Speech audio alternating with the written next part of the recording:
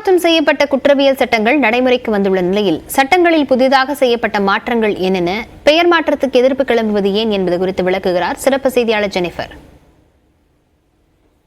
ஆங்கிலேயர் ஆட்சி காலத்தில் இருந்து நடைமுறையில் இருந்த இந்தியாவினுடைய முக்கியமான 3 குற்றவியல் சட்டங்கள் மாற்றியமைக்கப்பட்டிருக்கு.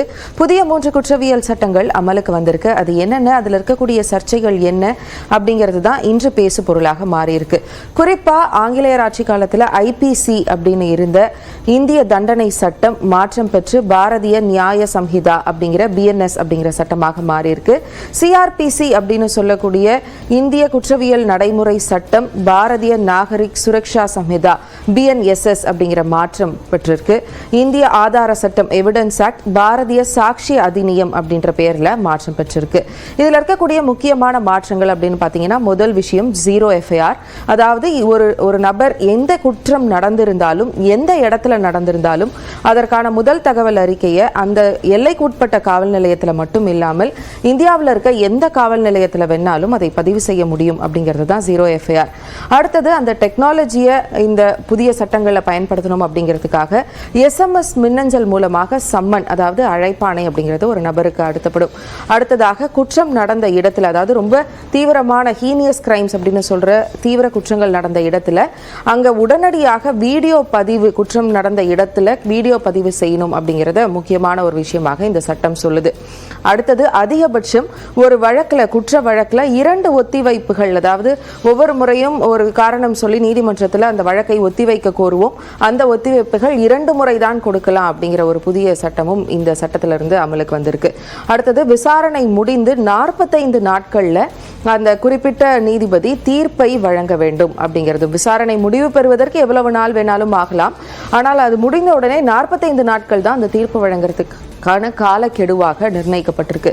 அடுத்தது கைது செய்யப்பட்டாங்கன்னா உடனடியாக யாருக்காவது தகவல் தெரிவிக்கிற உரிமை அப்படிங்கிறது ஒருத்தருக்கு கொடுக்கப்படுது. முக்கியமான ஒரு நபருக்கு கைதான நபர் அந்த தகவலை தெரிவிக்கலாம் அப்படின்னு சொல்லியிருக்காங்க. அடுத்து வழக்கில் சம்பந்தப்பட்டவர்கள், அதாவது குற்றம் சுமத்தப்பட்டவர் அதே மாதிரி குற்றம் சுமத்தியவர், இவங்க 2 பேருக்குமே அந்த வழக்கு தொடர்பான எஃப்ஐஆர், சார்ஜ் ஷீட் இப்படியான எல்லா ஆவணங்களையும் பெறுவதற்கான உரிமை அப்படிங்கிறது வழங்கியிருக்கு. அடுத்தது ஜெண்டர் அப்படிங்கிற இடத்துல முன்னாடி ஆண் பெண் மட்டும் இருந்தது. இப்போ அந்த ஜெண்டர் அப்படிங்கிறது 3ஆம் பாலினத்தவரும் சேர்த்து அறிவிக்கப்பட்டிருக்கு. இது முக்கியமான மாற்றங்களாக பார்க்கப்படுது. குறிப்பாக பெண்கள், குழந்தைகளுக்கு எதிரான குற்றங்களுக்கு கடும் பிரிவுகளின் கீழே சட்டங்கள் இன்னும் தீவிரப்படுத்தப்பட்டிருக்கு. தண்டனைகள் மாற்றியமைக்கப்பட்டிருக்கு.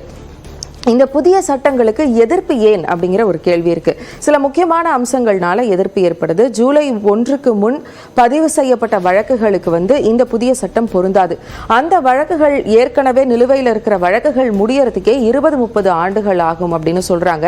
அப்படின்னா ஒரே நேரத்தில் ஒரு வழக்கறிஞர் பழைய வழக்குகளை வேற ஒரு சட்டப்பிரிவின் கீழே வாதாடணும், அதே மாதிரி புதிய வழக்குகளை வேற ஒரு சட்டப்பிரிவின் கீழே கையாளணும் அப்படின்னும் போது ஒரு குழப்பம் ஏற்படும் அப்படின்னு சொல்லப்படுது. 2வது, ஜூலை 1க்கு பின் பதிவு செய்யப்படும் வழக்குகளை கூட குற்றம் நடந்த தேதி ஜூலை 1க்கு முன்னதாக இருந்ததுன்னா அதுல பதிவு செய்யப்படணுமா, இல்ல வழக்கு பதிவு செய்யப்படும் நேரத்தை கணக்கிட்டு பதிவு செய்யப்படணுமா அப்படிங்கிற விஷயத்திலும் இன்னும் தெளிவு கிடைக்கல. அடுத்தது, ஒரு சட்டத்தின் பிரிவு, பெயர்கள் இது எல்லாமே மாற்றி அமைச்சிருக்கு. பல்வேறு ஆண்டுகளாக இந்த குற்றங்களுக்கு இதுதான் சட்டப்பிரிவு அப்படின்னு மனப்பாடமாக வழக்கறிஞர்களுக்கும் நீதிபதிகளுக்கும் தெரிகிற நிலையில அது மொத்தமா மாற்றி அமைக்கப்பட்டிருக்கு. அப்போ ஒட்டுமொத்த நீதித்துறையுமே புதிய சட்டப்பிரிவுகளை மாற்றணும். அதனுடைய பேரும் அந்த சட்டப்பிரிவினுடைய அந்த எண்ணும் மாறி இருக்கு அப்படிங்கிறதுனால அதற்கு புதுசாக பழகிறதுக்கு இன்னும் நிறைய காலம் எடுக்கும். அது வரைக்கும் அந்த குழப்பம் அப்படிங்கிறது நீடிக்கும். அதே மாதிரி போதுமான அளவு கருத்துக்கள் கேட்கப்படலை. மொத்தமே இந்த விஷயத்துல 5 மணி நேரம் தான் நாடாளுமன்றத்திலேயே விவாதம் செய்யப்பட்டது. அது போக எல்லாரிடமும் போதிய அளவான கருத்துக்களை கேட்டு இந்த முடிவு எடுக்கப்படலை அப்படிங்கிறதும் எதிர்ப்பு தெரிவிக்கிறதுக்கு காரணமா இருக்கு.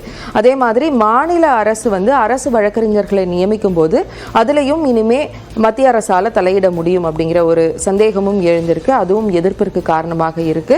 முக்கியமா இந்த ஜீரோ எஃப்ஐஆர், யார் எங்க தப்பு பண்ணாலும், யார் வேணாலும் எந்த மாநிலத்தில் வேணாலும், வேறு மாநிலத்தில் கூட எஃப்ஐஆர் பதிவு செய்ய முடியும். உடனடியாக அவங்க விசாரணையை தொடங்கிடலாம், ஒருத்தரை கைதே பண்ணிடலாம். அதற்கப்புறம் தான் இது எங்களுடைய இடத்திற்குள்ள வரல அப்படின்னா அந்த வழக்கை வேறு ஒரு போலீஸ் ஸ்டேஷனுக்கு அவங்களால மாற்ற முடியும். இதனால பாதிப்புகள் ஏற்படும்னு சொல்லப்படுது.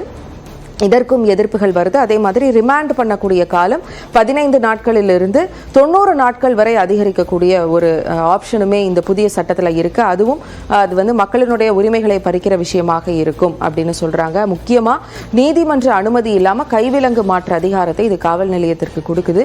இதுவும் மனித உரிமை மீறல்கள் ஏற்படுவதற்கான ஒரு வழியாக அமையும் அப்படின்னு எதிர்ப்பு தெரிவிக்கப்படுது. அதே மாதிரி உச்சநீதிமன்றமே தனிமை சிறைவாசம் மனிதாபிமானமற்ற செயல்னு சொல்லிட்டு இருக்கிற சமயத்துல அந்த தனிமை சிறைவாசம் அப்படிங்கிறதையும் இந்த சட்டத்தின் கீழே கொண்டு வராங்க. இதுதான் இந்த சட்டத்தில் ஏற்படக்கூடிய சர்ச்சைகளுக்கான முக்கிய காரணமாக இருக்கு.